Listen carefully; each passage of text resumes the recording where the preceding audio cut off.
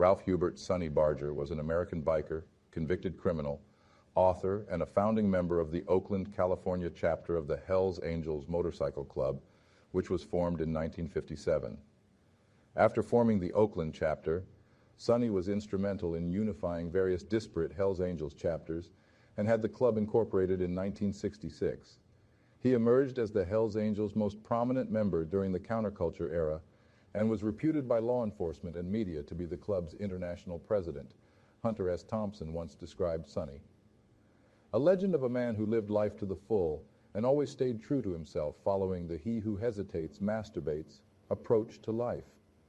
Sonny served a total of 13 years in prison following a conviction for heroin trafficking in 1974 and a 1988 conviction for conspiracy to bomb the Outlaws clubhouse. He was also acquitted of murder in 1972 and of racketeering in 1980. Sonny denied accusations from law enforcement that the Hells Angels was an organized crime syndicate and maintained that the club should not be held accountable for the actions of individual members. Sonny was born in Modesto, California on October 8, 1938. His father had German and Dutch ancestry, and his mother was of Italian descent. His mother left the family when Sonny was 4 months old, leaving him and his older sister Shirley to be raised by their Pentecostal grandmother and alcoholic father who worked as a day laborer on the Oakland docks. Sonny grew up in Oakland in the post-war era, during which time the city's shipbuilding and automobile industries went into decline, leading to a significant rise in unemployment. He dropped out of school in the 10th grade. Although many of his school friends became drug addicts, Sonny worked at a grocery store and enlisted in the U.S. Army aged 16 in 1955, but was given an honorable discharge 14 months later when it was discovered that he had forged his birth certificate in order to be able to join. Sonny had liked the discipline, masculine camaraderie, and learning how to disassemble weapons. After his return from the Army, Sonny drifted between menial jobs and lived with his father in a single residence at a hotel. In 1956, Sonny joined his first motorcycle club, the Oakland Panthers, which he founded with a group of fellow military veterans. They formed their own Hells Angels Club in 1957. Each member wore the patch, a small skull wearing an aviator cap set within a set of wings, later copyrighted as the Hells Angels Death's Head logo. Sonny was not the founder of the Hells Angels, as is often claimed. The group was founded in 1948. But he became its best-known member to such an extent that he is often misidentified as the club's founder. Unlike the World War II veterans who formed the early Hells Angels chapters, many of the founding members of the Oakland chapter were former servicemen with disreputable military records. Sonny was appointed president of the Oakland chapter in 1958 following a series of meetings with Hells Angels from Southern California. With Sonny as president, the Oakland Hells Angels traveled around California, amalgamating with the other Hells Angels chapters, dividing territory and forming club bylaws. While infighting did take place between the chapters, conflicts predominantly arose with other clubs such as the Gypsy Jokers. Under Sonny's leadership, the club's membership began to increase. By 1960, the Oakland Hells Angels had established an extensive narcotics network within the club. In later years, the Angels were accused of many a false accusation, including racism, but few people knew there were black Hells Angels, one of which being John Mickelson from the Windsor chapter, England, who was killed while in police custody in 1985.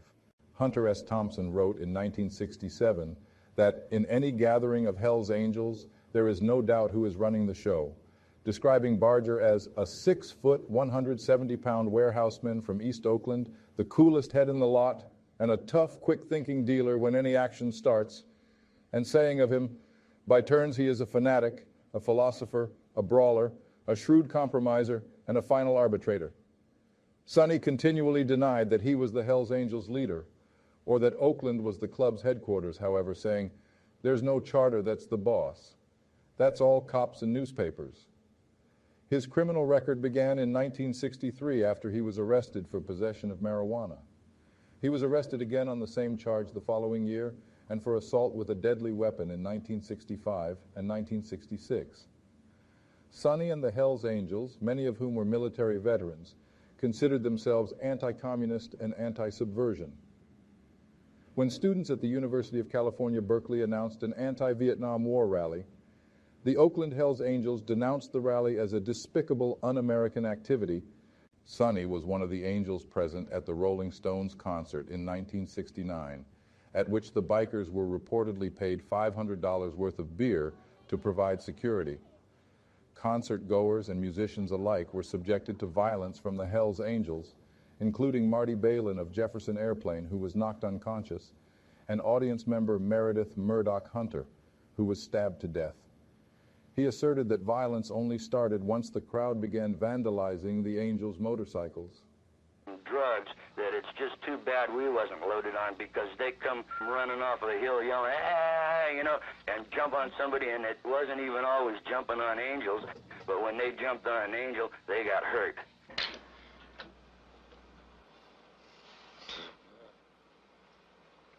Well done, Sonny. Because you sing well doesn't mean you can act like a bunch of assholes to your fans, and that's what they did that night. He blamed the Rolling Stones' extended delay before making an onstage appearance for worsening the hostility of the crowd, and said the Hells Angels refused to act as bodyguards for a bunch of sissy, marble-mouthed prima donnas when the band asked the bikers to escort them to the stage. He also claimed that he stuck a gun into Keith Richards' side to force the Rolling Stones to keep on playing through the riot despite the band's misgivings.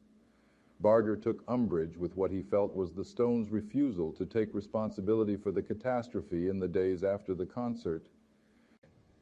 If you are reading this message, you'll know that I'm gone. I've asked that this note be posted immediately after my passing. I've lived a long and good life filled with adventure, and I've had the privilege to be part of an amazing club. Although I've had a public persona for decades, I've mostly enjoyed special time with my club brothers, my family, and close friends. Please know that I passed peacefully after a brief battle with cancer, but also know that in the end, I was surrounded by what really matters, my wife, Zorana, as well as my loved ones. Keep your head up high, stay loyal, remain free, and always value honor. Sonny. On June 29, 2022, Barger passed away of liver cancer, aged 83, at his home in Livermore, California. Thanks for watching, and please subscribe by hitting the broken nose.